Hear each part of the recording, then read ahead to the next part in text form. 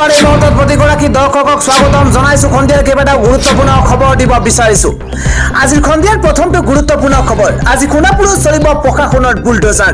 পুনৰ উচ্ছেদৰ পৰিকল্পনা চৰকাৰৰ। 6টাকৈ স্থানৰ 250টা গৃহত চলিব প্ৰশাসনৰ বুলডোজাৰ।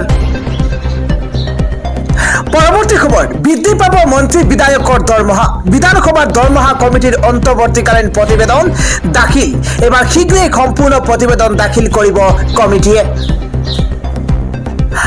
আন এটা খবৰ হৈছে জোনমণি ৰেবাৰ গোচৰৰ তদন্ত প্ৰক্ৰিয়া সন্দৰ্ভত কংগ্ৰেছৰ প্ৰাক্তন সাংসদ আব্দুল খালেকৰ সংবাদমেল। এটা ব্ৰেকিং নিউজ, মুখ্যমন্ত্ৰীৰ সততে সকলোতে ঘূৰি ফুৰে। মুখ্যমন্ত্ৰী সকলোতে ঘূৰি ফুৰে, কিন্তু এছআই জোনমণি ৰাভাৰ ঘৰলৈ কেতিয়া গৈছে প্ৰশ্ন কৰিছে আব্দুল খালেকে। এই মুহূৰ্তত জনাই আছো এটা গুৰুত্বপূৰ্ণ খবৰ। জোনমণিৰ গোচৰৰ অভিযুক্ত আৰক্ষী বিষয়াসকলক গুৰুত্বপূৰ্ণ দায়িত্বৰ পৰা বিৰত ৰাখিবলৈ আহ্বান। ইন্দ্ৰাণী তহভিলদাৰৰ ঘৰত আজিলৈকে মুখ্যমন্ত্ৰী গ'ল নেকি বুলি প্ৰশ্ন উত্থাপন হৈছে। নাৰীৰ সুৰক্ষাৰ বাবে কিমান চিন্তিত বিজেপি দল, এইবোৰ উদাহৰণহে। এই বছৰৰ পৰা প্ৰকাশ হ'ব কংগ্ৰেছৰ মাহেকীয়া মুখপাত্ৰখনৰ অধ্যক্ষৰ দায়িত্ব খালেকলৈ। ৰাধা গোবিন্দ বৰুৱা কলেজত বিজেপিৰ সদস্য ভৰ্তি অভিযান চলা কাৰ্য সমালোচনা কংগ্ৰেছৰ। জোনমণি ৰেবাৰ গোচৰৰ তদন্ত প্ৰক্ৰিয়া সন্দৰ্ভত কংগ্ৰেছৰ প্ৰাক্তন সাংসদ আব্দুল খালেকে সংবাদমেল সম্বোধন কৰি এইদৰে মন্তব্য কৰিছে।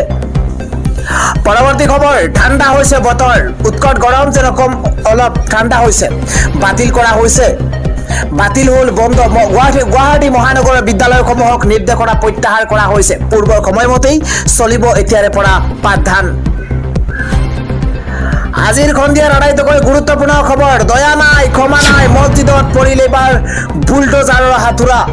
এই মুহূৰ্তত জনাই আছো এটা গুৰুত্বপূৰ্ণ খবৰ। চৰকাৰে ভাঙিছে এফালৰ পৰা কি মছজিদ কি মন্দিৰ, সকলোতে কৈছে প্ৰশাসনৰ বুলডোজাৰ। গোৱালপাৰা জিলা লক্ষীপুৰত চলি আছে বৃহৎ উচ্ছেদ অভিযান। এটা অত্যন্ত গুৰুত্বপূৰ্ণ খবৰ। লক্ষীপুৰ বান্দৰমাথা সংৰক্ষিত বনাঞ্চলত চলিছে প্ৰশাসনৰ বুলডোজাৰেৰে ভাঙি পেলোৱা হ'ল মছজিদ। বনাঞ্চলৰ 128.02 হেক্টৰ ভূমি, বনভূমিৰ প্ৰায় 55 হেক্টৰ ভূমি আছে বেদখলকাৰীৰ কবলত। প্ৰায় 400টা পৰিয়ালৰ 1000 জন লোক উচ্ছেদিত হ'ব এই উচ্ছেদ অভিযানত। বুলডোজাৰে ভাঙি পেলোৱা হৈছে মছজিদ। আন এটা গুৰুত্বপূৰ্ণ খবৰ হৈছে পুনৰ 200 কোটি টকাৰ ঋণ লৈছে হিমন্ত বিশ্ব শৰ্মা চৰকাৰে। আজি পুনৰ 250 কোটি টকাৰ ঋণ লৈছে হিমন্ত বিশ্ব শৰ্মা চৰকাৰে। এটা অত্যন্ত গুৰুত্বপূৰ্ণ খবৰ। যোৱা 17 ছেপ্টেম্বৰতো হিমন্ত বিশ্ব শৰ্মা চৰকাৰে একেদিনাই 500 কোটিকৈ 1000 কোটি টকাৰ ঋণ লৈছিল। এটা পলিটিকেল ব্ৰেকিং নিউজ, এসপ্তাহৰ ভিতৰতে 1250 কোটি টকাৰ ঋণ লৈছে হিমন্ত বিশ্ব শৰ্মা চৰকাৰে।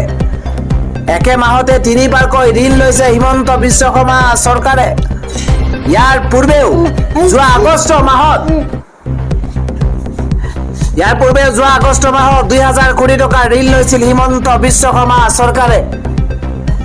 7 আগষ্টত 1000 কোটি টকাৰ ঋণ লোৱাৰ পাছত 27 আগষ্টতো 1000 কোটি টকাৰ ঋণ লৈছিল হিমন্ত বিশ্ব শৰ্মা চৰকাৰে।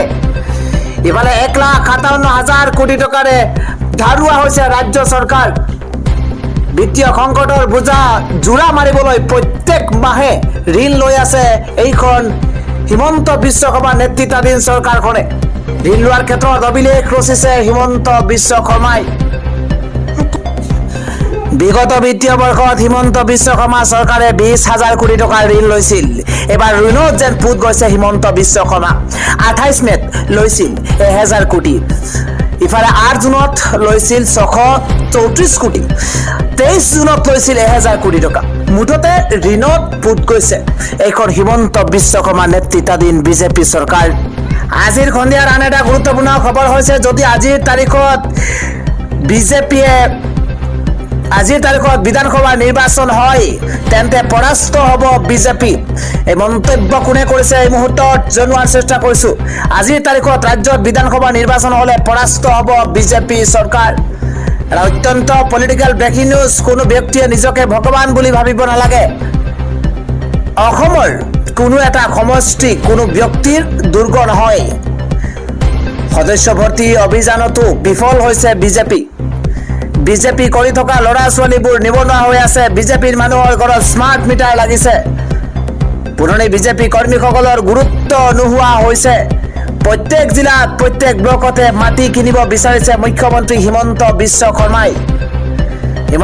শৰ্মাৰ বিৰুদ্ধে গৰজি উঠিছে কংগ্ৰেছ সাংসদ গৌৰৱ গগৈ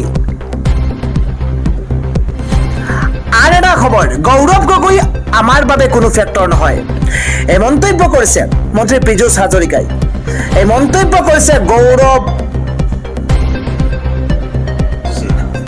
গগৈ উদ্দেশ্য করে মন্ত্রী পীযূষ হাজরিকাই এটা political breaking news lakh lakh মানুহে নিজে ইচ্ছা করে বিজেপির সদস্য হয়েছে বিজেপির সদস্য হবলৈ কাকো জাপি দিয়া নহয় বিজেপির সদস্য হবলৈ সকলো ৰাইজ ওলাই আহিছে অসমত প্ৰতিটো সমষ্টিতে 40,000কৈ ব্যক্তিয়ে বিজেপিৰ সদস্য পদ গ্ৰহণ কৰিব বৰ্তমান 35 লাখৰ সীমা অতিক্ৰম কৰিছে সদস্য ভৰ্তি অভিযানে অত্যন্ত গুৰুত্বপূৰ্ণ খবৰ বিজেপিৰ সদস্য ভৰ্তি অভিযানত সমগ্ৰ ভাৰতবৰ্ষৰ ভিতৰতে 1 নম্বৰ হৈছে অসম আৰু এই মন্তব্য কৰিছে মন্ত্ৰী পীযূষ হাজৰিকাই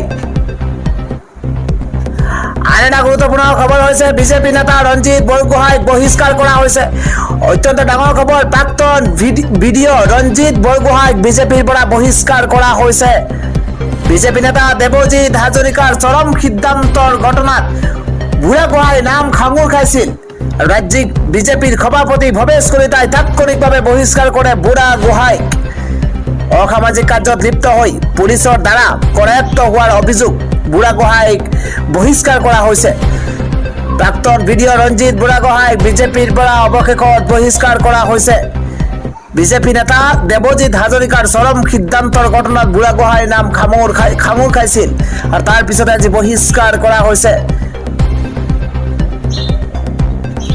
আন এটা গুৰুত্বপূৰ্ণ খবৰ সোণাৰীত হঠাৎ বিজেপি এৰিবলৈ সাজু হৈ পৰিছে হাজাৰ হাজাৰ নেতা কৰ্মীয়ে নিৰাপত্তাহীনতাত ভুগিছে হাজাৰ হাজাৰ বিজেপি নেতা কৰ্মীয়ে এবাৰ দলৰ প্ৰতি আস্থাহীনতাত ভুগিছে সোণাৰীৰ হাজাৰ হাজাৰ বিজেপি কৰ্মীয়ে বিজেপিৰ জনপ্ৰতিনিধি দেৱজিৎ হাজৰিকাৰ মৃত্যুক লৈ দলৰ প্ৰতি অসন্তুষ্ট ব্লেকমেইলাৰ দুলাল বৰাক কিয় আজি পৰ্যন্ত গ্ৰেপ্তাৰ কৰিব পৰা নাই অসম আৰক্ষীয়ে অপৰাধীৰ সৈতে চৰকাৰী পক্ষৰ হনা পিটিকা থকাৰ সন্দেহ সোণাৰী বিজেপি নেতা কৰ্মীৰ দেৱজিৎ হাজৰিকাৰ মৃত্যুৰ পিছতো দলে গুৰুত্ব দিয়া নাই বিষয়টোক দেৱজিৎ হাজৰিকাৰ মৃত্যুৰ পিছতো দলে কোনো ধৰণৰ গুৰুত্ব দিয়া নাই বিষয়টোক আৰু এদিনৰ ভিতৰতে দুলাল বৰাক গ্ৰেপ্তাৰ কৰিব নোৱাৰিলে অন্য ব্যৱস্থা লোৱাৰ হুংকাৰ বিজেপি নেতাৰ এটা গুৰুত্বপূৰ্ণ খবৰ হৈছে কালগুনি য়াগিৰ প্ৰভাৱ পৰিছে দেশৰ বিভিন্ন প্ৰান্তত 29 ছেপ্টেম্বৰ পৰ্যন্ত ৰাজ্যত হ'ব প্ৰচণ্ড বৰষুণ এই মুহূৰ্তত জনাই আছো এটা গুৰুত্বপূৰ্ণ খবৰ উৎকট গৰমৰ পৰা পৰিত্ৰাণ পাইছে ৰাজ্যবাসীয়ে কিয়নো ৰাজ্যত পৰিছে অলপ ঠাণ্ডা ৰাজ্যত এতিয়া বৰষুণৰ হাই এলাৰ্ট জাৰি কৰিছে বতৰ বিজ্ঞান কেন্দ্ৰই আগন্তুক 29 ছেপ্টেম্বৰ পৰ্যন্ত ৰাজ্যত হ'ব প্ৰচণ্ড বৰষুণৰ লগতে ধুমুহা আৰু বজ্ৰপাতৰ সতৰ্কবাণী বতৰ বিজ্ঞান কেন্দ্ৰই কালি বিয়লিৰে পৰা ৰাজ্যত প্ৰান্তে প্ৰান্তে হৈছে মুখলধাৰ বৃষ্টিপাত গোলাঘাট লখিমপুৰ যোৰহাটত প্ৰচণ্ড বৰষুণত উভালি পৰিছে প্ৰকাণ্ড গছ কালগুনি য়াগিৰ প্ৰভাৱ পৰিব অসম তথা উত্তৰ পূৰ্বাঞ্চলত বৰাক উপত্যকাকে ধৰি কেইবাখনো জিলাত য়াগিৰ ফলত হ'ব প্ৰচণ্ড বৰষুণ উৎকট গৰমৰ পৰা পৰিত্ৰাণ পাইছে ৰাজ্যবাসীয়ে